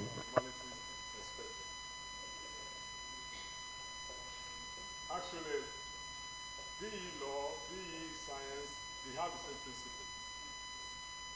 I'll just give you, presently, there is a group I belong to. It's purely sociology. My role when the proposal was being conceptualized, because the lady, she's a lecturer one, she said, Prof, I have this idea on, she's a sociologist, on issue of infant mortality. The idea is that to use family planning to control infant mortality. Sociologist. She came. My own is to guide her on, based on this. This is how you are going to write your objective. This is how you are going to. I'm not into that feed. She won 35 million. After writing the whole thing, I said, you know you're a lecturer one, you cannot be a PI. But your husband is in statistics. Let your husband be the PI. She tutored the husband. All I did in that job is to guide her based on all those things I said. That this is how you are going to write your objective. This is how you are going to write your methodology. And in fact, presently, I have about 3, which I'm part of now, that are not sciences. Let me not tell you, it's easier to win grants in humanities than science. It's because you don't know. That's the truth. I met a lady in Cameroon. No, madam has accused me that I will give example. We went for Humboldt's colleague in Cameroon. They said, hey, I read English. She's earning Vosondi Foundation grant. She read English. I now went to Vosondi Foundation. Most of their grants, they are for humanities. And there are several bodies like that. Take Nigeria. Most of the problem we have in Nigeria, they are social problem. It's not laboratory. It's not laboratory. If there's one area of depth to now, even as a scientist, is to combine people in humanities. That this, or I know there was one we wrote on issue of single mother. It's not science. The issue of how do you cater for handicap in the university, DFID grant. Go to those sites. They are not science. And it's the same principle. The same question they will ask. So presently I'm involved with a lot of humanities group and we have won grant. So all I've taught is the principle. Yeah, I mean, I've given scientific example. But once you know the principle, you can apply it to whichever field. As I said earlier, nobody give grant to history or English or biochemistry. They give grant to the problem you want to address. Bring the tool of your field to address that problem. That's all about grantmanship. My first grant that I won as a biochemist was in forestry. That was the first grant I won. Then there were funds in that Afronet organization. I needed money. And I packaged biochemistry, I packaged enzyme, looking at some microorganisms in the forest and all those stuff. Yes, ma'am.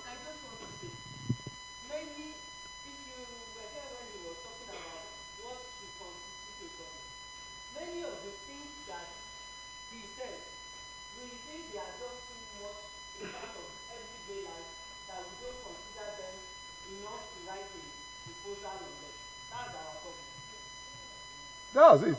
We think nobody will fund it, or if there's no science in it. When I say science now, I mean technical issues.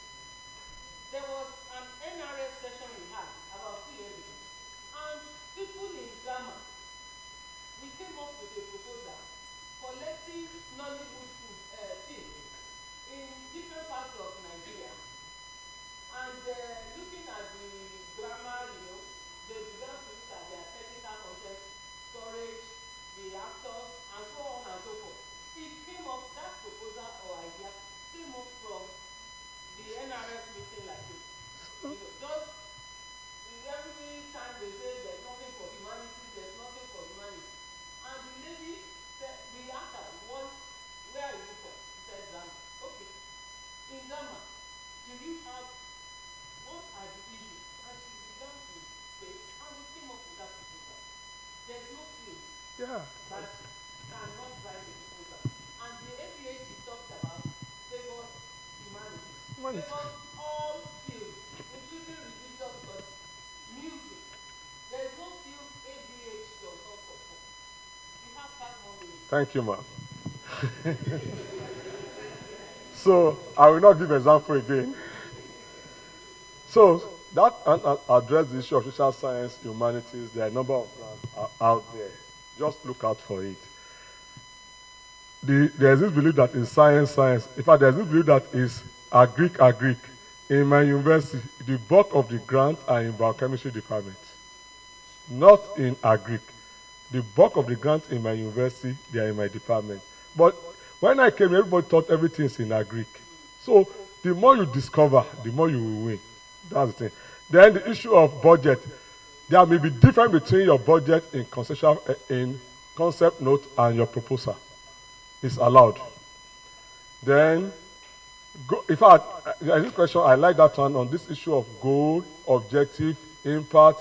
They are different. In fact, as a matter of fact, when you start filling your form, if you say through concept note, the real form, they are defined. Take your time to read it. There is this short-term objective, which is the short-term goal, which is the immediate result from your work. You may not be talking of the impact there, that we have discovered that this thing is here, this thing is there. These are some goals. Then, in terms of impact, you go beyond your job. How does all those goals translate to day-to-day life? Now you are trying to produce. I'm going to use science because I'm a scientist. Improve variety of cassava. How does it impact the farmer? How does it boost economy? Though your result, you are not going to be looking at the farmer in town, but this thing you are doing, how does it translate? In fact, the objective is totally different from them. Objective is that what do you set to achieve? The impact, the thing you set to achieve, what is it going to bring about? And the larger society. So that one is clear. And conceptual framework. Let me tell you, either mathematics or plain language, the message can be written. It's like a biochemist. I want to talk on glycolysis.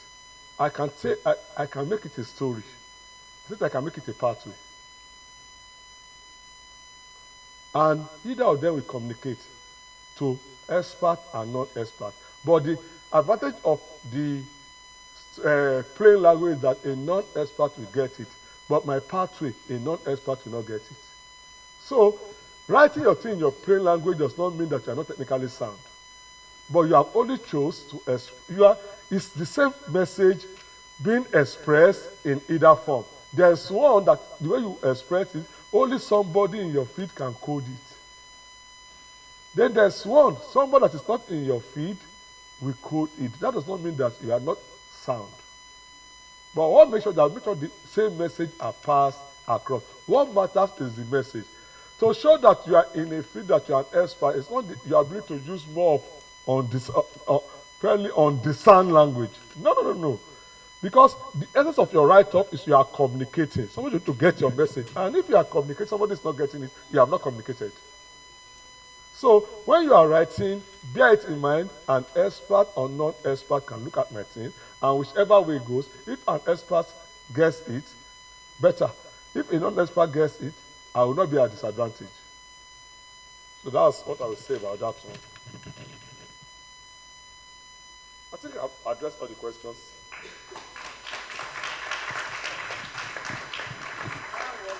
Very fast. Thank you, Prof. Professor Ozeni, quickly come.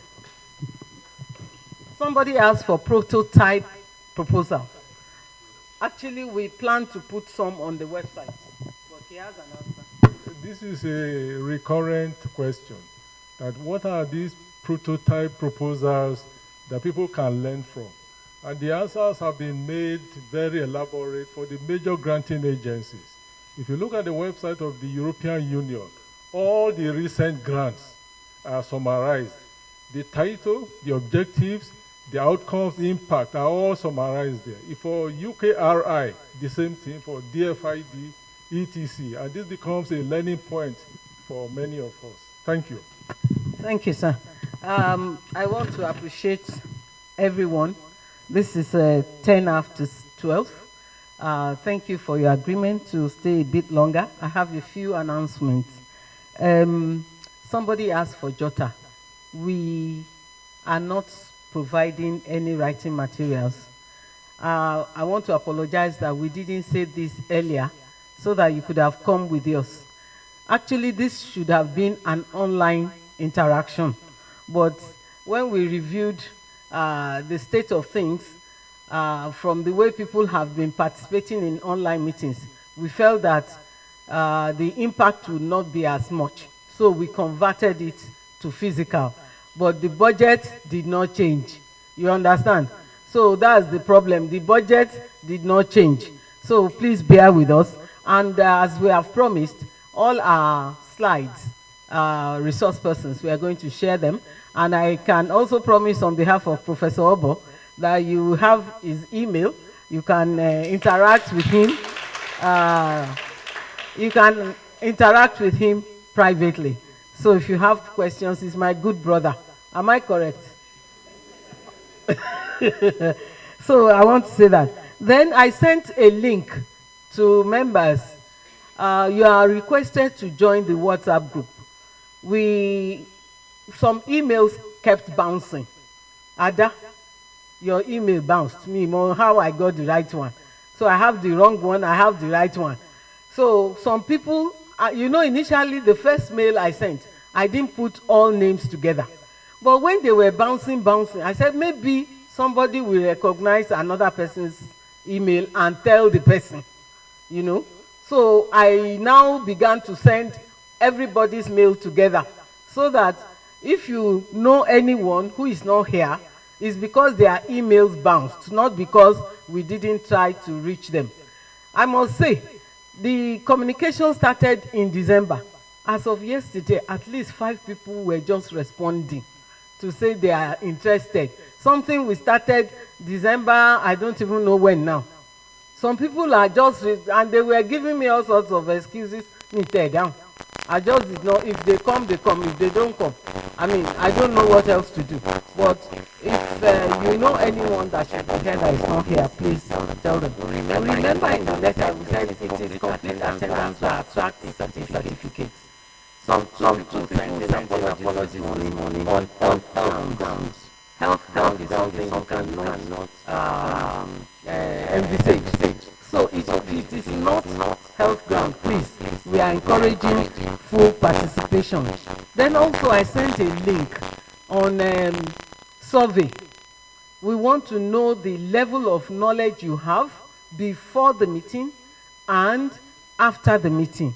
So please help us to fill this. The sponsors want to know if what we are doing is having any impact. And this is our own way of showing that it has impact. Please, we are pleading, help us to take the survey. Now, punctuality. Where is Miss Lawal? Yes, please clap for her. Lawal came here at 9. Yes. 10 Lako, but that is the extent of her zeal. She was here again. When she came, she saw us trying to set up. By 10, she was here again. I still saw people strolling in after 11. It's very sad. It's very, very sad. And there's no rewinding. There's no encore. If you miss, you miss. You can take a horse to the river, you cannot force the horse to drink. The best we can do is what we are doing. We are only appealing. Next Thursday, 10 o'clock, please, we will be here. Try and come. You see our resource person. Mo kàn fi phone harass ẹ káàkiri ni until he came here 10 after 5.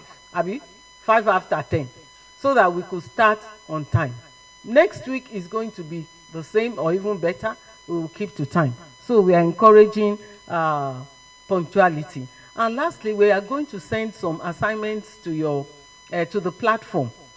This is just to stimulate your understanding. Okay? There is more to proposal writing or research management than we can cover in this place. So we'll send some things to you, and at the end we'll take a total survey. On that note, I want to appreciate all of you for coming, but let me appreciate our office staff, Central Office of Research, led by Mr. Oyelakin. Mr. Oyelakin, they have been working takun. In particular, Ibidun and Mr. Ojomuide, they took round the letters. You know, I did the email, they did the foot. Is it foot leg or leg foot? Anyway, they did something and you got your letters. All the office staff, you can see Jonathan here. All of our staff are here. They are just wonderful people. We want to say thank you. And is there something I've missed? Olaifa, she's at the entrance doing good. Want to say thank you. See you next week. Aha! There's a training on Tuesday. It is not for you. Please don't get confused. It is for non-academic staff. I hope it is clear. This one, the 4 weeks is for academic staff. Non-academic staff is only next week, Tuesday. So if you hear people saying COR, that is their own. Even their questionnaire is different from your own. Their link is different. So please don't get mixed up. So we'll see you again next week, Thursday, 10 a.m. Have a nice day.